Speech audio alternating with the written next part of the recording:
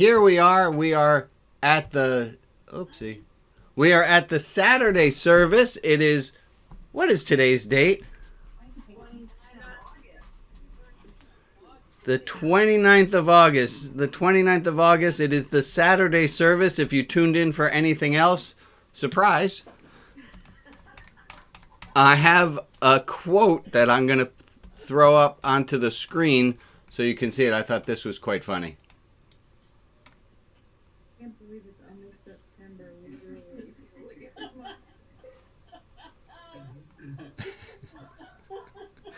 Among my crowd, it's BC before COVID. Fantastic. Well, let me welcome everybody who's here. Welcome. I'm glad you're here. And there are some people who are watching at home and they can't see everybody because people are watching on Facebook or they're watching through YouTube. Those people are welcome to give. Oh, yeah, please wave to them, everybody, because they can see all the little boxes right now. This is everybody. And some people are listening to this as a podcast afterwards. Well, some people will be listening to it. Apple has taken down my podcast. I don't know exactly why, but we will figure that out. So hold on. Welcome to the Saturday service. I'm your host, Rabbi Brian. And this is my little public service announcement. You see over my shoulder, I have my Black Lives Matter sign. I'm going to ask, hey, do you have a piece of paper that you can put behind you because you're on Zoom calls all week anyhow? How about putting up a little sign so people know? Put a little Black Lives Matter sign, maybe on a little sticker or something in front of your webcam or something. Put it behind you. Just think that we got to get more of the word out there. So, that's what I did. Okay, we are here today, and we did a lot last week, and I want to do some review of what we talked about last week. Review of religious learns. Let's first start with, we did a talk about, let me first say hello and welcome to everybody. I'm going to take a breath of air. Okay, that was quick. No, take a little breath of air, and I'm going to encourage everyone to take a breath of air and just to be here and to, I don't know what it is that's on your mind that's weighing on you. That's all welcome here. I'm talking to myself right now, just to calm down and to be present so that we can all enjoy each other better. I want to do a little review before we get into new material, and we had two different fives that I wanted us to talk about. We did the 5 stages of learning, and we did the 5 elements of a spiritual life. And I want to know, in the 5 elements of a spiritual life, if you had a piece of paper in front of you, would you be able to mark out what 5 elements of a spiritual life are? I'm going to leave the question there for a second so you can give yourself a little quiz. 5 elements, and Amy Gerver, my cousin, you're exempt. You weren't here for the last few weeks when we've been doing those. Actually, everyone's exempt. This is, hi Rita and Bob and Rosalind. Glad to see all these people who just joined, and Sean and Sherry. 5 elements of a spiritual life. Joe, I'm not calling on you, but Joe does moderate the chat. And Alex, I thank Alex. Alex is always behind me, helping me with technology. And Joe, while we have you there, Joe, could you tell me what is one of the elements of a spiritual life? A hierarchy of values. That a spiritual life is not without a sense that there are some things that are more important than others. A lot of people think if you're going to be spiritual, everything's one and the same, and that just doesn't make any sense at all. Spiritual life has a hierarchy of values. Could someone give me another element of a spiritual life? What do you got? Let me see a hand if you have. Yeah, Nikki, what do you have? It's not about me. That it is not about a spiritual life has to be marked by a sense of non-ego. That it's not about ourselves. Not ego, no ego. Well, non-limiting, diminishing ego. Sean, I saw you had your hand up. What do you got for one? Spiritual life. An element of a spiritual life is a hierarchy of values, a diminution of ego, and? Questions are better than answers. that a spiritual life, people who are comfortable in the spiritual realm, thank you, Sean, are better with the not certainties. There's a great quote. Here's one of my favorite quotes from Werner Erhard. He said, "Understanding is the booby prize." Carol, I send that one out for you. You're welcome. Give me another one. We got two other elements of a spiritual life. Transformation. That a spiritual life is not about things being static, that we are who we are, but that things, we change. We continue to change. We continue to grow. That's where the questions come in, is that we continue to grow in a spiritual life. And we got one more in our 5. Infinite. Yeah, that a spiritual life has some sense of connection, that everything is part of a oneness. Now, I'm not advising that you go out in the freeway and try to become one with a truck coming at you. Not exactly that way, but to a sense that that you and the truck driver are connected in some way, that we are all connected in some way. So I had some questions about the 5 stages of spiritual life. I made notes to myself so I'd remember them. So I need a little bit of help from you guys, because I was laying in bed and I thought, a spiritual life also has this idea that it's not either or. That a spiritual life is a life that's filled with both and.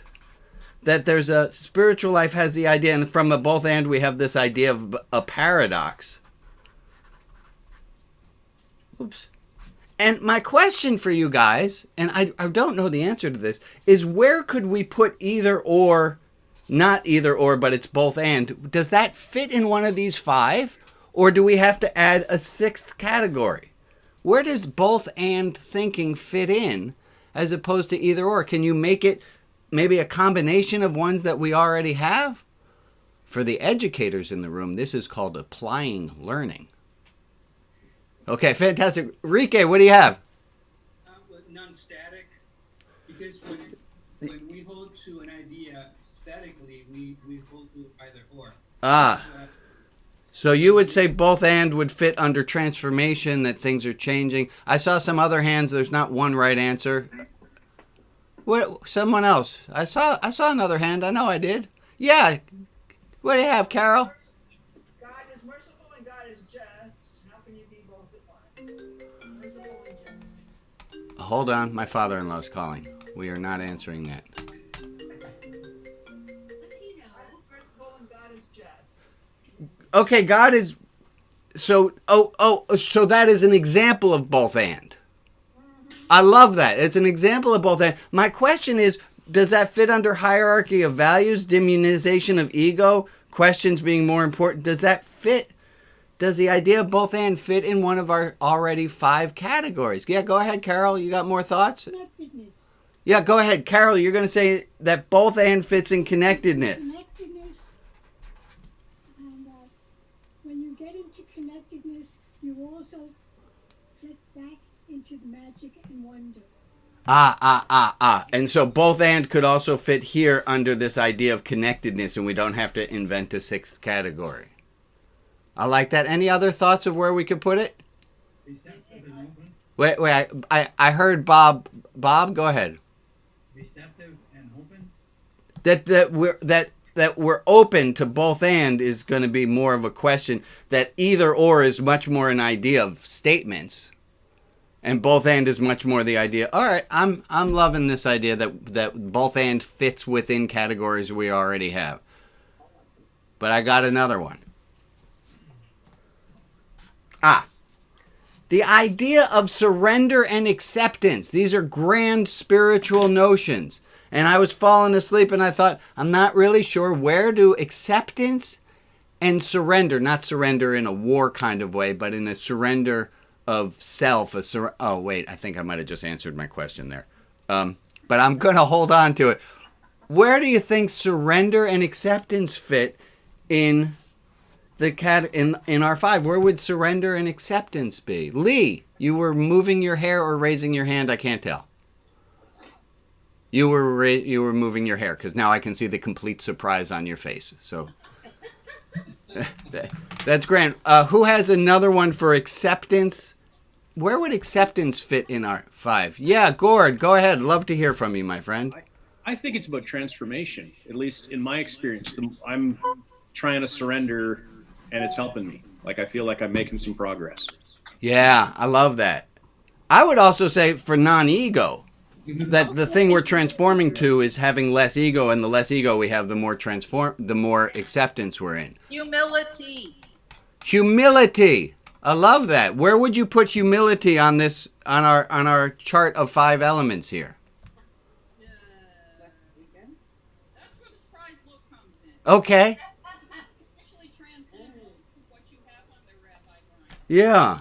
I would also say that these could be, we could say that these are values that we hold very dear in a religious life. Yeah, okay, good job, everybody. We have one other thing to review. 5 stages of learning. We talked about them really briefly last week, and then there was an article that I just sent out about it, and thank you all for the encouragement on the French horn. I do want to tell you that my neighbors, and I think it's a compliment, my neighbors, because I often practice outdoors, because when you're playing the French horn, it's really loud. My neighbors said, "Oh, Brian, you're getting better." Which I think is a good thing, because they've had to endure. 5 stages of learning. I don't know if you can remember all 5 of them. There are 5 stages to learning learning is not binary. Either you know how to do something or you don't. But there were 5 different steps to learning. Yeah. Can we do a quick review on that? And the reason we're going to... Let me make this a little more explicit than I did in the past. The reason we're looking at the 5 stages of learning is with regard to all the elements of a spiritual life. It's not you either have them or you don't. They're all goals that we're getting towards. And so on everything that we're trying to learn, everything we're trying to do, we can look at these 5 steps. But let's remember what those 5 steps are. What? Anyone remember some of them? Go ahead, Betsy. Sorry, I heard a voice and then I called on Betsy. Go ahead, Betsy. Okay, the first one is where you don't know anything about it. You're totally in the You dark. can't do it at all. Yeah. Fantastic. And there was another voice that I cut off, and whoever's voice that was, would you like to continue and help us out? I'd say number 5 is doing it on your own. Yeah, number 5 is mastery, where you don't have to even think about what you're doing. Great. We only have 3 to go. Self-teach. Self-teaching. Self-teaching, where is that going to fall? 4. So self-teaching is, in number 4, you can do it by yourself, where you hint yourself. You can do it, but you have to concentrate. You really have to think about what you're doing. You're not quite up at mastery yet. You're not doing it fluidly. Yeah, Amy? Isn't where you can teach yourself, isn't that more like 3? Because 4 would be teaching it to helping to teach somebody else? It's a great question, and the answer is no. You don't actually need to be master. You don't have to have mastery over something to I teach didn't say someone. mastery. I said 3 would be your. What did somebody say? So 4 is where you give yourself hints, and 3. Okay, what I was going to say, 3 was where you give yourself hints, and 4 is where you can help teach somebody, and then 5 is your own mastery. I'll give it to you, but I'm going with Vygotsky, and he had a different order for him. So Okay. appreciate it. Amy is an educator, so she's not just talking out of, she knows what she's doing. Yes, Carol? Yeah, the number 3, I think, is hints from another person. Yeah, external hints. And Ruth, what's the one, do you know number 2, Ruth? I don't hear you, Ruth. Yeah, number 2 is you need severe hand-holding to do it. And there was something that was very subtle in the article that I put out. But let me first say, if you remember it, what happens in times of stress? In times of stress, if you're masterful, you go back to talking to yourself. If you're only at the place where you talk to yourself, you're going to now need someone's help. If you needed someone's help, now you're going to totally need their help. And you're going to go all the way back. Stress makes us slip back a stage. And I want to be, this was like such a revelation that this is why, so I can give you all the tips on what to do so you don't lose your calm. And I actually have a course, P is for patient. And it has these great little cards that can help you to know what to do when you're totally stressed out. But there's a problem with it. Because if you're stressed out and you're at this stage of needing to give yourself hints, and you get stressed at that thing that's going to make you angry, what's going to happen is you're going to fall back a step. This is why patience is so hard to learn. Because in order to be patient, you kind of have to be masterful at it so that when you get angry, you're able to give yourself hints so you can go back to being patient. It's a beautiful catch-22. And the other thing which is very important about learning, kindness. And that's the trick. And that's where we can find our patience. The more we can learn to be kind to ourselves and to whoever else we're teaching who's learning, kindness helps people to move from stage to stage. And so the trick with patience is kindness. Okay. Yay. Is Pam on the line? I am. Where are you, Pam? I actually have you on that. Oh, I see you, Pam. There you are. I actually had a Pam Horowitz who I was looking for, who's not on the line. She wanted to report back in about how she was doing on cultivating hope. But she's not here. Okay, well then I'm not going to call on her. Is there anyone who has something that they want to report back over the last week of something that they did with regard to learning or something that they did with regard to getting more patience or anything more with the 5 stages, with the 5 elements of a spiritual life, or we'll move on? Well, Yeah, go ahead, Betsy. I shared that idea with a couple of my FaceTime piano students. Oh, the 5 stages of learning.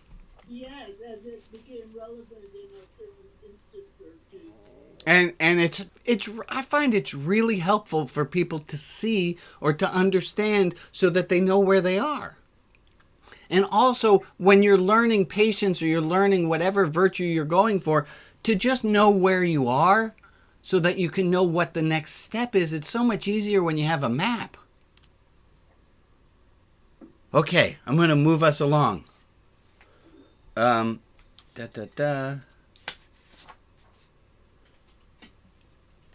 Today's virtue exercise, being present together.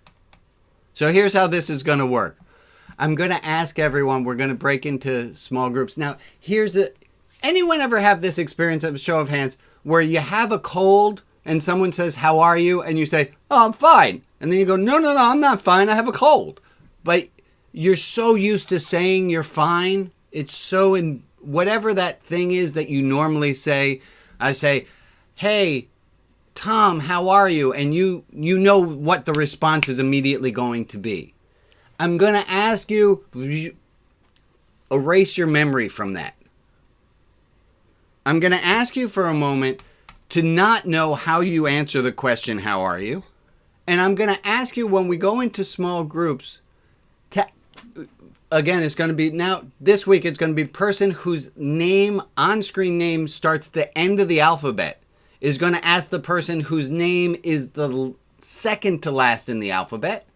You're going to ask that person, how are you?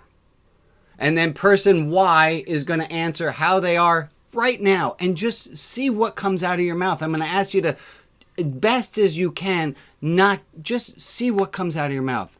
Take a few sentences and see what comes out. And then person W is going to go.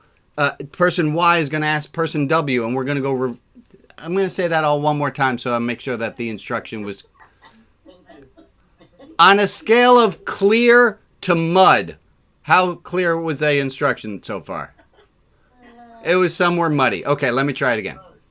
So it's going to go like this. We're going to go into small groups. Whoever is the last person in the alphabet in your small group room is going to turn to, not literally because this is Zoom, is going to turn to the person whose letter of the alphabet is the one before theirs and say, hey, Yolanda, because this is Zachary asking Yolanda. Zachary's going to say to Yolanda, hey, Yolanda, how are you today? And that's where Yolanda's just going to free form. And the spirit is going to move the words. And Yolanda's going to say words that she didn't even know that she was going to say. And then Yolanda's going to turn to Xavier, because that's the X name that I can think of. And going to say, Xavier, how are you today? And then Xavier's going to go, I'm not even going to think about it. And the words are going to come out of Xavier's mouth. And then Xavier's going to ask the person before until we get back to asking Zachary. And I just want everyone to take 30 good seconds of whatever it is that comes out of your mouth. And we'll take it from there. How are we doing on instructions now? We think you got it enough? Okay. Whew. All right, here we go. We're going to go into breakout rooms. There will be 4 to 5 people per breakout room.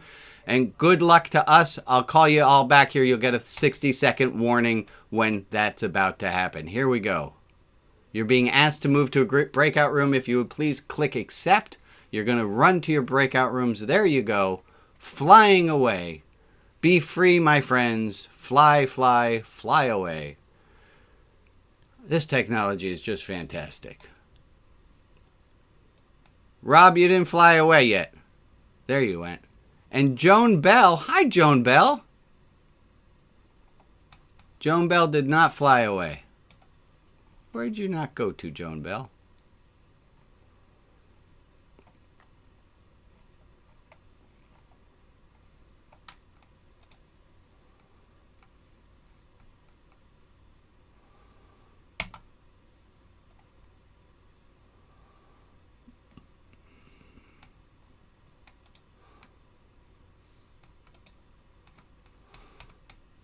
Joan Bell, I can't hear you, my friend. You there?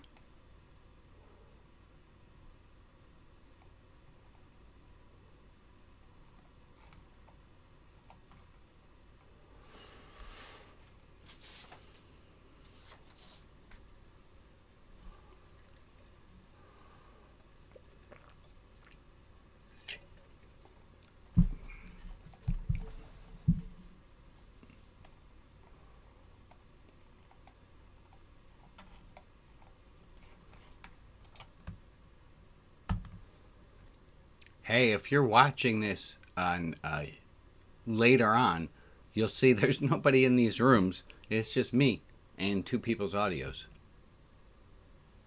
How are you doing today? Well, if you are watching this on Facebook or on YouTube, you can put a comment up and I can see that. Well, or maybe I'm just talking to myself. Which is not really the worst thing in the world, especially now that we have technology. People think that I'm talking into a headset. It's much simpler than feeling like I'm talking to God or something like that, because that could be weird. Well, it could be perceived as weird. I don't know. Let me move us along. I'm going to do this screen, and then the quote is number 5. Number 6 is the quote. And then we'll go back to number 4. 4, 5, 4, 3. There we are. And I'm going to end these rooms.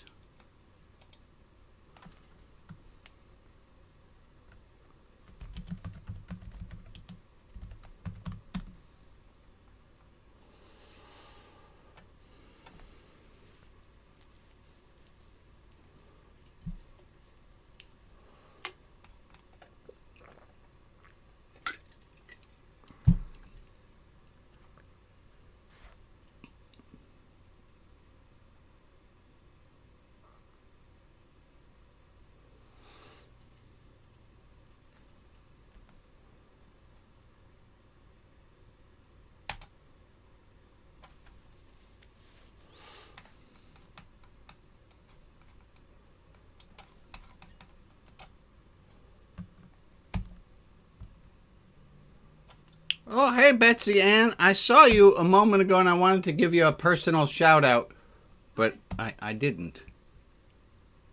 Well, thanks for doing that now. You got it. You holding up, my friend?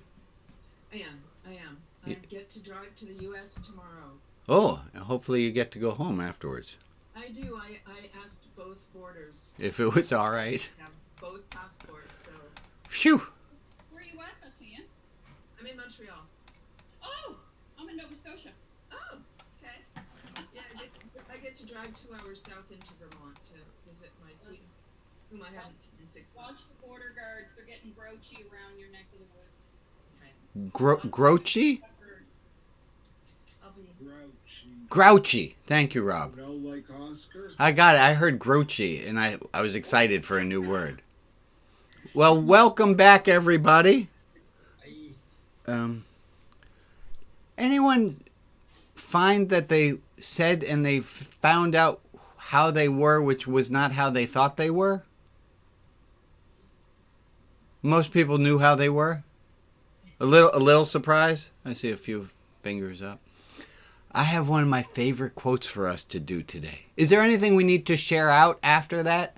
Anyone feel a particular need to, they got something they want to share out? No? Well, I found out that Brian was almost a neighbor. He lives in Seattle. Oh, well, fantastic. We learned that. Ruth, what do you have? I just want to share that my grandson got married yesterday. Oh, that was the wedding? That's fantastic. Congratulations. That was good. And you got to watch it. As I was telling everybody, it was both wonderful and nervous-making because there were 50 people at a garden wedding. Yeah. And I had not been in the presence of more than one other person since. Well, Mazel Tov. That's wonderful. BC. Oh, wonderful. I'm glad to hear. We're going to do one of my favorite quotes ever today. And it is a little bit small, so I'm going to do it as share my screen in a different way than normal.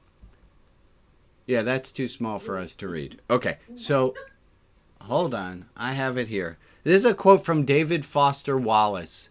And it is brilliant. He gave this at a 2005 commencement speech at Kenyon College. And here was his quote. Give me 1 second. I'm going to pull it up on my screen and I'll read it to you. You might want to just listen to it, or you can read along with me. Here's what he said. Because here's something else that's true. In the day-to-day trenches of adult life, there is actually no such thing as atheism. There's no such thing as not worshiping. Everyone worships. The only choice we get is what to worship. And an outstanding reason for choosing some sort of God or spiritual type thing to worship, be it JC or Allah or Yahweh or the Wiccan Mother Goddess or the Four Noble Truths or some infrangible set of ethical principles, is that pretty much anything else you worship will eat you alive. If you worship money and things, if that's where you tap real meaning in life, then you will never have enough, never feel you have enough. It's the truth. Worship your own body and beauty and sexual allure, and you will always feel ugly. And when time and age start showing, you will die a million deaths before they finally plant you.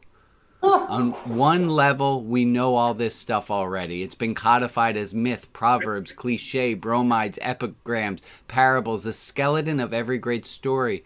The trick is keeping the truth up front in daily consciousness. Worship power, you will feel weak and afraid, and you will need ever more power over others to keep fear at bay. Worship your intellect being seen as smart, you'll end up feeling stupid, a fraud, always on the verge of being found out, and so on.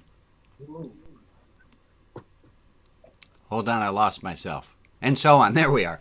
Look, the insidious thing about these forms of worship is not that they're evil or sinful.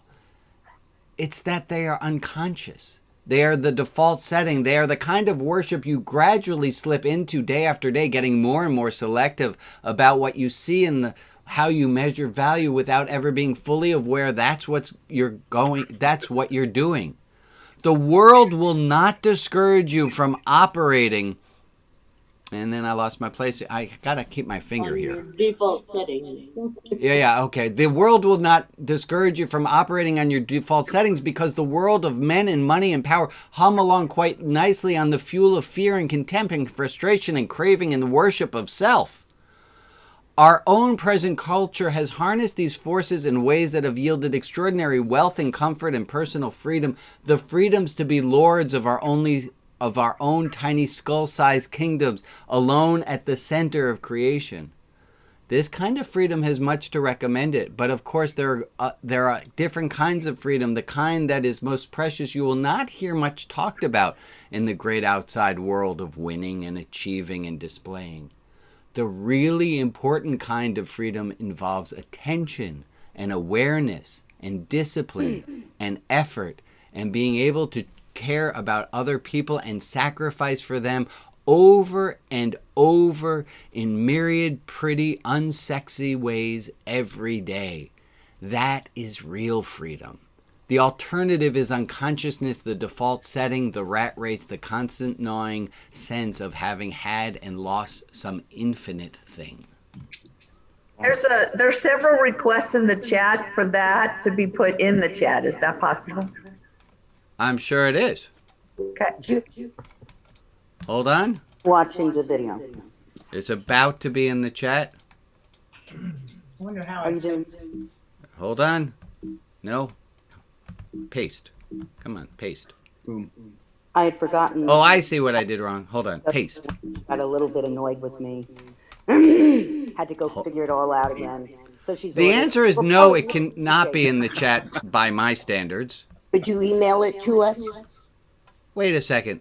There's no way I shouldn't be able to do this. Oh, I got it. Okay, hold on. No. Hello. How about emailing it, Rabbi? I'll tell you what. On Monday, you're going to get a newsletter. Guess what's going to be at the bottom of it? Good. Michael, what did you say? I didn't hear you. I said good. Okay, good. So not having the text in front of you, and I apologize if you can't get to... Oh, maybe, Alex, can you unscreen share me? That might free my keyboard up. Let's see. Yeah. Let's see. No, that doesn't do it. Oh, I got a workaround. Alex, guess what I'm going to do? Here, let me. Here's what happens if I share mine briefly. No. There, Share, Alex, I then just it locks texted them it to up. you. Okay. Can Got you it. copy and paste it in? I can do that. Yes. All right. So guess what? It's still going to be there on Monday. Good. But here you can have it now. So we like that quote, did we? We like that. Yes. Definitely. Did the quote happen? Did you get it, Alex? Yeah, I got it. Let me paste it. her name Okay. down. What read to you? Was there a sentence, a line, a phrase? I love the phrase that we have control of our tiny skull-sized kingdoms. Yeah. That's my favorite phrase in it. Oh, thank you for pasting that in, Alex. Yeah, I'm working Anyone on it. else? I'm having What a else? similar problem, actually. You can't paste it in either? I- It might be it's too big. I'm working on it. I'll get Okay. it. Just give me a second. I like two things about it. Rabbi. Tell us, Michael, what are two things you liked Well, about I it? can't, no quotes, but two ideas that just struck me. Yeah. Just from my interest in theology and awareness of certain things in the Bible. The first is the assumption that belief is really subjective. There are multiple. There's no dominant belief that's valid. That they're beliefs. There are beliefs, yes. Yeah. And the other is the proscription about ritualizing your belief, worshiping it. And in the Bible, it's all about, destroying the cult wherever you are. Make sure that you don't place your own faith in the place of idols. Yeah. Idolatry. Right. That any of these other things are idolatry. Not to say exactly what isn't, but to worship body or money or power. That's idolatry. And fixed in a fixed manner. Yeah. I love it. What else did people, what's something else? And thank you, Alex. I see you got that going on. Enrique, what do you got, bud? not only that it's wrong, but if you worship wrong things, they will eat you alive. They will eat you alive. Scary. And they're the default settings. Like, if you don't do it intentionally, you will fall into a setting that will eat you alive. There's Go, Rita. there's a saying a friend told me once that seems appropriate. You can never get too much of what you don't need. Oh, say that again, Rita. You can never get too much of what you don't need. Oh, I like that. Yeah. It's succinct. That's really good. Yeah. Alex, thank you. I think you got it going. Does everyone see the... Yeah, I had to break it up. It was too big to post as one thing. Is that what was going on? And Joe, thank you for putting in the you can never get too much of what you don't need. And other reactions to that quote that we want to take with us that would help to cement it in if you said it aloud to the group? Gord's got his hand Go, Gord. I just the idea that it's unconscious and that these are default settings. It helps me understand folks who are worshiping stuff that I don't know why they're worshiping it. You know? Oh, I like that. It gives you some compassion. Yeah.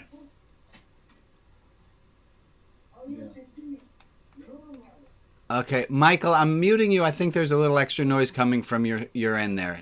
I don't. No, it wasn't you. Alex, you have any feed on where the extras? I'm trying to figure it out. That's like Carol.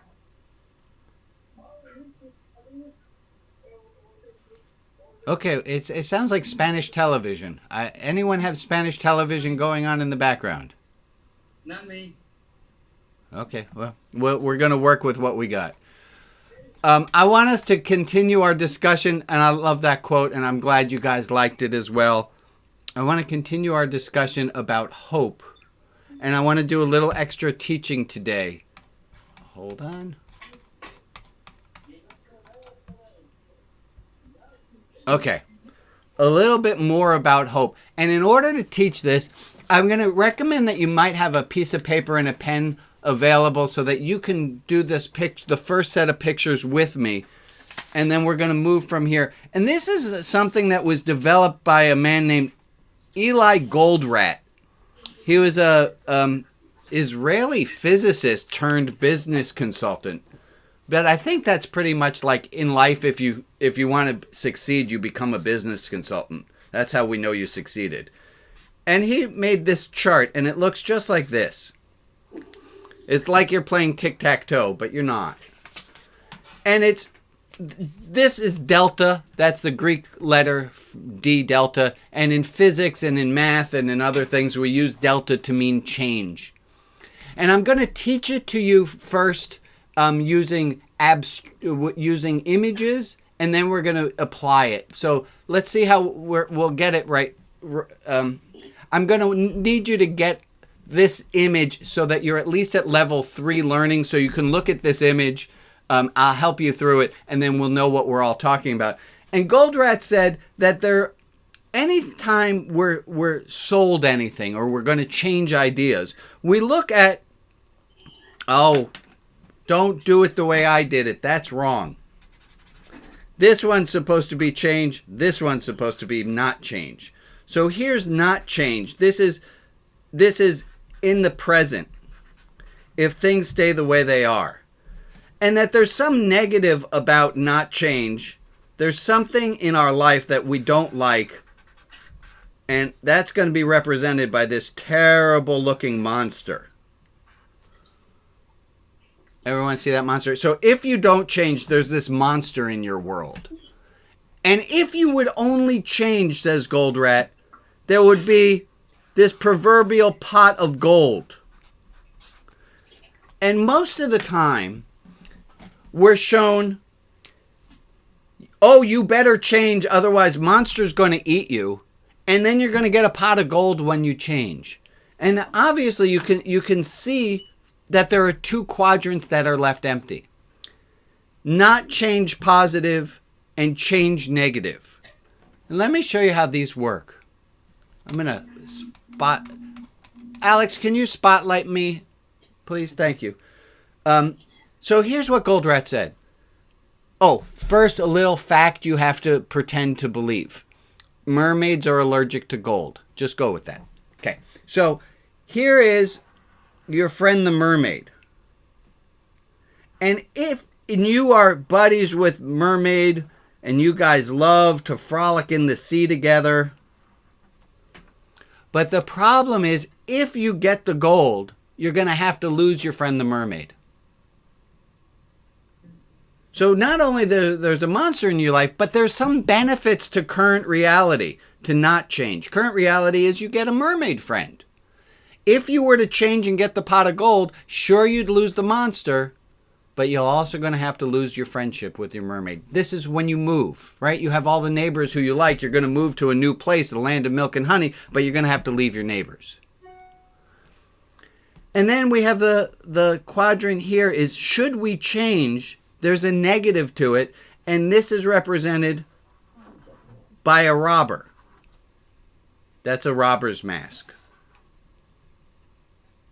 You didn't have to worry about robbers when you only had to face the monster. But now that you have gold, you have robbers in your life. Those are the four quadrants.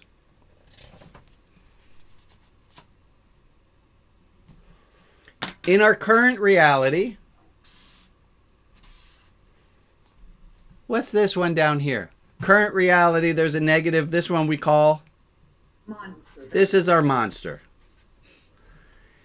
If we change, we're going to get gold. We're going to get gold. Yay for us. But should we get the gold, we're now going to have to deal with something a kid wants a car. I want a car so bad. I want a car so bad. I get the car, but now I have to pay for insurance. What is the word that we're going to put up in here? So if we change, we're going to have a robber. That's me. That's Rob. And then if we don't change, we're going to have our current reality has something that the future reality would not have. And we call that one our mermaid. Great. Now, whoopsie. Let's play the same game, but with hope.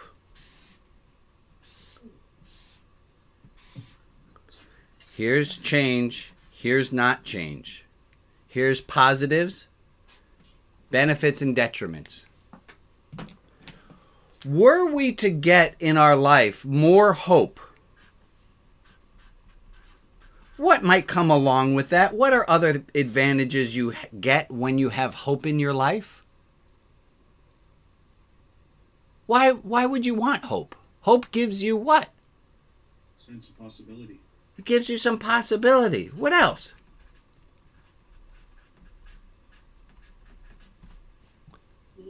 It gives you some peace. I love it. What else? Joy. It gives you some joy. Security. Security. I'm going to add that. Security. It's going to give you patience. If you have hope, you're going to be patient with where you are right now. That's pretty good stuff. If we live without hope, we don't change. We have the detriment, the monster. What is the problem if we live without hope? What is our life of? Despair. Despair.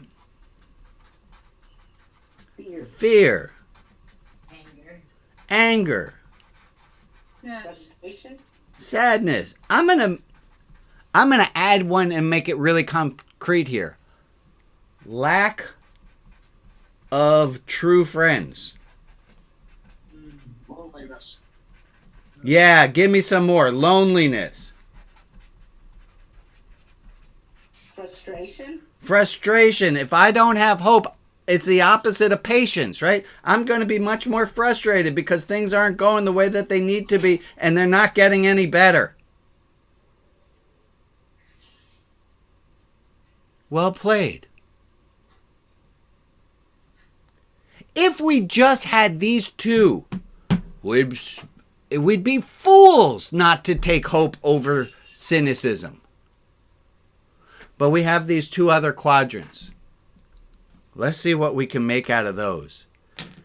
If I were to get hope, and I've never had, if I were to get hope, and this is a personal one for you, were you to have more hope than you've ever had in your life, what new problem might you now get? Were you to get hope that you've never had, you've now instantly, bam, you get instant hope, flooded with hope. You're going to get new problem, and the new problem might be, what are some new problems you might get? Lack of caution. If you have, you might be, Cynical? No, lack of caution. There's a word for that, but Impetuous. There you go. Okay, impetuous. I'm going to go with lack of caution just because of spelling.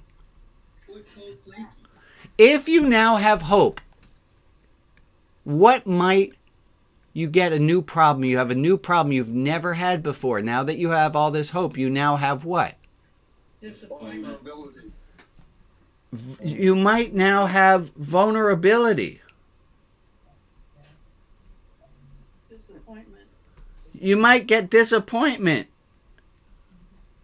You're never going to be disappointed. That was my friend Larry's phrase. He said, I would rather live with hope and occasionally be wrong than be cynical and always be right. And in that case, then if I have hope, some people may call me flaky. That's fantastic. So I'm gonna put it down in this corner, Ricky. The same thing is right now. I have a stable friendship. I know who my friends are. But could you imagine, Emily, if you were a bitter, cynical person and one day you woke up and you had hope, what would happen to all your mermaids and all your friends? You might have to lose, and you might have to say goodbye to some friendships or some family members. Sorrow and sad. Right? You might wind up being, some sadness might happen because you now have hope and you've lost some things that you really loved. What else might be in our mermaid category? What else are things that are in our current reality? We do not have hope. We have all these things, but we have this that we would lose should we only get hope. You have to give up your despair. Yeah. I heard somebody sigh perfectly on cue on that. That was beautiful. I might have to give up despair. Oh, who just said certainty? I did.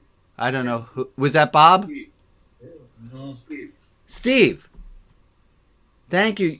If you get hope, you might have to give up what you used to be certain that things are away. This is going back to questions being more important than statements. You're going to have to give up certainty if you have hope. Because hope doesn't have certainty. And I like certainty. Exactly, Emily. Yes. Right? So we make this deal. It's an unconscious deal that we make is, well, I'm much more... You know what else we'd have to give up if we had hope? You're not going to like this one, folks. Just mute me right now. Turn your speakers down because I'm about to tell you, you're going to have to give up... Oh, not a dark enough pen.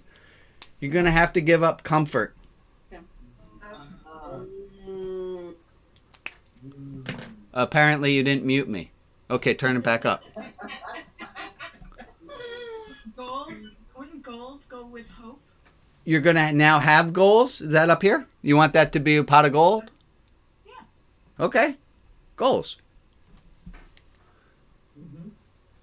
This is... Well, you have to change your goals, though, too. That could be a challenge, a negative. You have to change your outlook and goals. Yeah.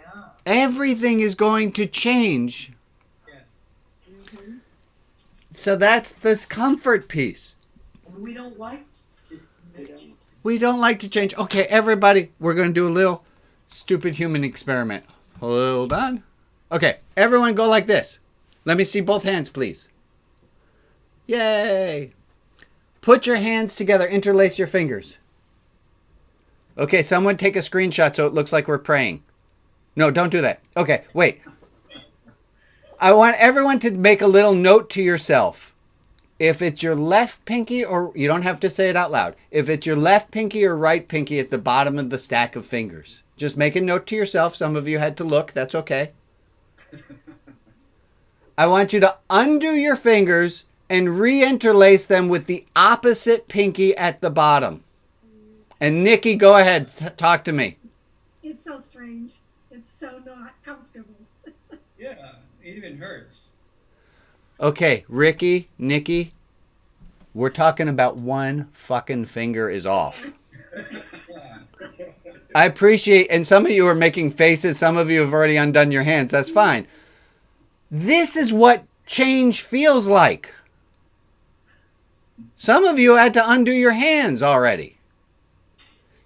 I have a great thing for you to do next time you're stuck on a Zoom meeting and you're bored.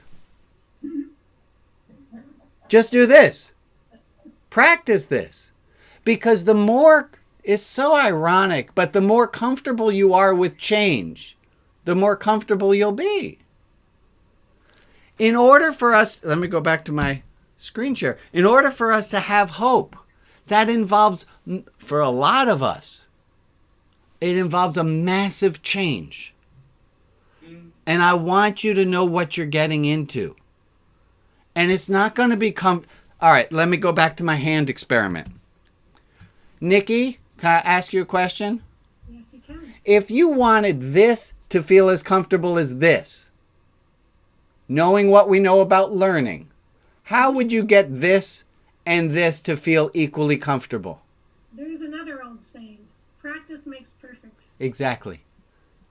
If you, there's the quote from Shantideva, there is nothing that does not become lighter through habit and familiarity. Practice. Practice keeping your hands like this. Practice having hope until one day, possibly, you live your way into having it. Practice it even though it's uncomfortable. Folks, it's grim days out there. I don't need to tell you that. But I will tell you, and y'all have been with me, and I appreciate it, and you've seen me live in the last month and a half, and when Larry yelled at me in that beautiful way, and he said, Brian, it's a decision. You either have hope or you're cynical, and it's on you. I got it. I got it. That the only thing keeping me from having, it's not optimism. I don't have the idea that everything's going to work out perfectly and that it's all for the best. I'm not Pollyanna. I'm hella worried about things. But I have hope that this will, that I have hope that there's possibility, that there's security, that there's joy. I have patience with it all now. And I guess all I'm saying to you is it's a practice like any other. What's keeping you from having? And how are you going to get there? And where are you right now? But do you think the only choices are hope and cynicism? Don't we also have to be alert to all the warnings we're getting in this country? Yes. That we are in danger. Absolutely. I am on edge. I'm looking into emigrating to another country. I'm scared. My daughter is, I think I told you, my daughter is locking the doors of the house immediately when we come in. And if one of us doesn't lock the doors, she gets upset. We're scared. But it doesn't mean that we can't have hope and that we don't need to have hope. Tell me again, what was keeping you from it? What was the light that went out? What was keeping I think some of it was, thank you, Michael, for asking. I think some of it was growing up and this default setting that there's this bizarre idea that the people who are Alex, is my video fine or not? You're fine. Okay, something's going weird on my screen. And that was so unconscious, and then I lost my train of thought. Michael, could you ask the question again? No, you made a point of your friend. What was keeping you from having hope? Oh, I know what I was saying. He challenged your... Well, I think it was in that David Foster Wallace quote of intelligence, of feeling like the smarter I am, the more cynical I should be. And I'll tell you all the story, and I don't think I've written about this in a very long time. Long time ago. I'm with my friend Mark, and we're best buddies. And our friend Johnny, who we're not very close with, but he's over at Mark's house. And Mark's mom pours us each some Welch's grape juice. And we all drink some, and Johnny says, Mrs. Sugar, this is the best grape juice I've ever had in my life. And Mark and I exchanged looks like, what the hell is wrong with him? It's Welch's grape juice. This is not the best grape juice it's grape juice. And Mark and I used to laugh about that for years. Like, this is the best grape juice I've ever had in my... And I don't know when it was that I realized what a fucking schmuck I am. Of the three of us, one of us was enjoying the grape juice at the time. And it wasn't me. Mm-hmm. And I think there's this idea that the more cynical you are, the cooler, the more I'm on the in club. Oh, the third violinist in the orchestra was a little flat. Who shut up. I was enjoying the concert. So I think there's some misconstrued between cynical and intelligence, and I think and even though I knew that, it wasn't until a few weeks ago and I burned out that I got it in a new way. That's the best I can get. Hi, how are you? Thank you. All right. I think my father-in-law just called Carol.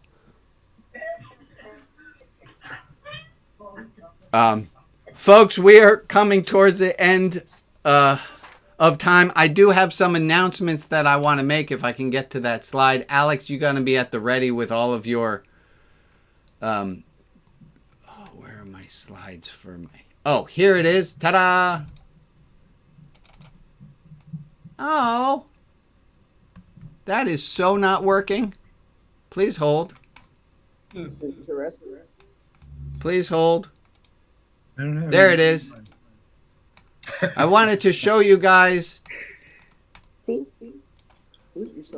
I was trying to do the Religion Outside the Box product of the week. It is the Declare It Yourself Kosher Kit. And I had one on hand to show you. Here it is. Did you ever wonder how people make something kosher? Did you ever think I could do that? I'm a big fan, as you know, of religious autonomy. I don't think anyone should have any say in your religious life other than you. This is a little kit that includes all these fun little stickers. It also has all the information you need on how to declare something kosher and why. But it has these little stickers you can put on any foodstuffs you want to deem kosher. I'm now doing the Religion Outside the Box product of the week. This is the Religion Outside the Box product of the week. Should you think of this as a fun gift and a way to support this ministry? Other things that I need to tell you. Announcements for the week. Hold on. Here we come. This goes to this slide. I'm working on it, folks. Oh, if you would like, I'm going to share my screen. Screen share from here. There we go. Screen share. Please hold. Here it is. Screen share. A few things. First, I'm going to zoom in. There was the product of the week. Hey, Do you live in Canada or elsewhere and you still want to help in the United States elections? Well, you can. I've taken to texting. I text about 200 people a day. You don't have to give out your phone number. You just have to attend a quick training. And this link that Alex is going to put into the chat, you can attend a training and then you click. It's like playing a video game. You start texting people and they text back. So you can see here on the screen it says, "Hey, it's Brian, a volunteer with the Ohio Democrats. Is this Lawrence?" He said no. I said, "Sorry about that. I made a note. Are you an Ohio voter?" And you go through. So here I wrote wrong number. It's an easy way to help out should you want to help out. Alex, thank you for putting that in there. Second announcement. Religion Outside the Box is hosting a High Holidays online. It seems like every synagogue in the world is now catching up to Religion Outside the Box by doing online services. Most of this is going to be one that is delightfully in the key of Rabbi Brian. The link is going up in the chat. Thank you so much, Alex, if you would like to sign up in advance for that. And the product of the week we already had. Birthday donations. I wanted to thank my darling sister who's on the line. She made a donation to Religion Outside the Box in honor of Jeff Horner, whose birthday it was when we were on the call the last time. If you want to make a donation, you can make a donation, and it gives you a chance at the bottom to write a comment or to make a donation in the honor or memory of someone. I thought that was very sweet and kind. And also, it was my sister's birthday, so it made it doubly sweet and kind. I'm going to stop my share. Anything else that we have to talk about I can't think of at this moment? On your Tuesday, Tuesday we're going to continue, and we have our Tuesday office hours on every day at 2 p.m. I do a meditation online, and you get links to it. Please join me. I'm a big fan of sitting still and learning what's going on inside your kepi. It's a scientific experiment more than anything else. You are your own control group without any external input. You get to see what's going on in your head. Last week we did do a 5-minute setting. Next week we might do one as well. I'm gonna end us up because we are at a time boundary. Nice waves to everybody who's watching. Thank you all for joining. And Alex, if you'd unmute everyone, or everyone unmute yourselves and say goodbye. Goodbye. Bye. Everybody. Bye. Nice to see you all. see you next week. See you. Bye, Brian. Bye-bye. Thank you, Brian. Thank you. Bye. Please put up a Black Lives Matter sign. Please do that. Please don't forget. Thank you. Bye, gang. Bye. Bye. Thank you, Joe. Thank you, Alex. My pleasure as always.